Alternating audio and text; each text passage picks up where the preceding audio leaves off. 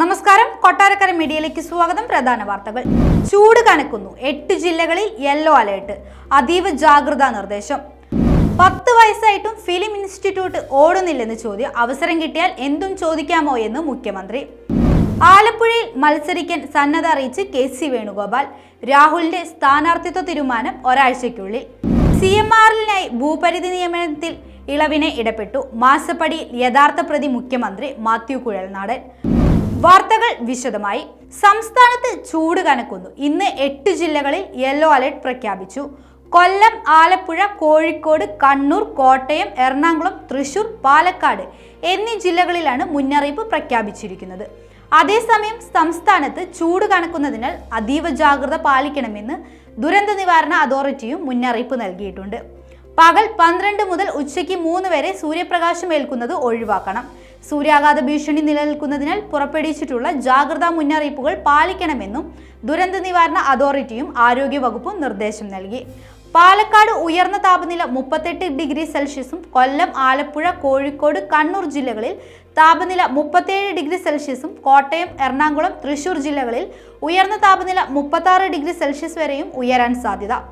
സാധാരണയേക്കാൾ 2 മുതൽ 4 വരെ degree Celsius കൂടുതൽ ഉയരാൻ സാധ്യതയെന്നു കേന്ദ്ര കാലാവസ്ഥാ വകുപ്പിന്റെ മുന്നറിയിപ്പിൽ പറയുന്നു. ഉയർന്ന താപനിലയും ഈർപ്പവും വായുവും കാരണം ഈ ജില്ലകളിൽ മലയോര മേഖലകൾ ഒഴികെ ഇന്നും ചൂട് അസ്വസ്ഥതയുള്ള കാലാവസ്ഥയ്ക്കും സാധ്യതയുണ്ടെന്ന് മുന്നറിയിപ്പുണ്ട്. സാംസ്കാരിക മുഖാമുഖത്തിൽ മുഖ്യമന്ത്രി പിണറായി വിജയൻ രോഷാകുലനായതിനായി റിപ്പോർട്ട്. കോട്ടയത്തെ KR നാരായണൻ ഫിലിം ഇൻസ്റ്റിറ്റ്യൂട്ടിനെ പറ്റിയുള്ള ചോദ്യമാണ് മുഖ്യമന്ത്രിയെ കുപിതനാക്കിയത്. ഗാനരചയിതാവും തിരക്കഥാകൃത്തുമായ ഷിബു ചക്രവർത്തിയാണ് പ്രസ്തുത ചോദ്യം ചോദിച്ചത്. സാംസ്കാരിക രംഗത്തെ നിരവധി പ്രമുഖർ പങ്കെടുത്ത പരിപാടിയിൽ മാധ്യമങ്ങൾക്ക് പ്രവേശനമില്ലായിരുന്നു. നടന്നത് ഇങ്ങനെ: കോട്ടയം തെക്കുതലയിലെ KR നാരായണൻ നാഷണൽ ഫിലിം ഇൻസ്റ്റിറ്റ്യൂട്ടിനെ പറ്റിയുള്ള ആശങ്കയാണ് ഷിബു ചക്രവർത്തി സാംസ്കാരിക മുഖാമുഖത്തിൽ ചോദ്യമായി ഉന്നയിച്ചത്. നമുക്കൊരു KR നാരായണൻ ഇൻസ്റ്റിറ്റ്യൂട്ട് ഉണ്ട്. ദേശീയ ഇൻസ്റ്റിറ്റ്യൂട്ടാണ് പോലും. തുടങ്ങിയിട്ട് 10 വർഷമായി. കുട്ടികളൊക്കെയാണെങ്കിൽ ഓടിക്കളിക്കേണ്ട പ്രായമായി. പക്ഷേ KR ഇൻസ്റ്റിറ്റ്യൂട്ട് ഓടുന്നില്ല. ഇതിങ്ങനെ മതിയോ? കൊൽക്കത്ത സത്യജിത്ത് റേ ഫിലിം ഇൻസ്റ്റിറ്റ്യൂട്ട് പോലെ എങ്കിലും അതിനെ വളർത്താൻ നമുക്കാവില്ലേ? അത്തരത്തിലൊരു ശ്രമം സർക്കാരിന്റെ ഭാഗത്തു നിന്ന് ഉണ്ടാകണമെന്ന് അഭ്യർത്ഥിക്കുന്നു എന്നായിരുന്നു ഷിബു ചക്രവർത്തിയുടെ ചോദ്യം. ഈ ചോദ്യത്തിന് മറുപടി പറയുമ്പോഴാണ് മുഖ്യമന്ത്രിക്ക് നിയന്ത്രണം വിട്ടത്. കോൺഗ്രസിന്റെ ലോക്സഭാ സീറ്റ് ചർച്ചകൾ പുരോഗമിക്കുന്നതിനിടെ ആലപ്പുഴ സീറ്റിൽ മത്സരിക്കാൻ സംസ്ഥാന നേതൃത്വത്തെ സന്നദ്ധ അറിയിച്ച് ജനറൽ സെക്രട്ടറി KC വേണുഗോപാൽ.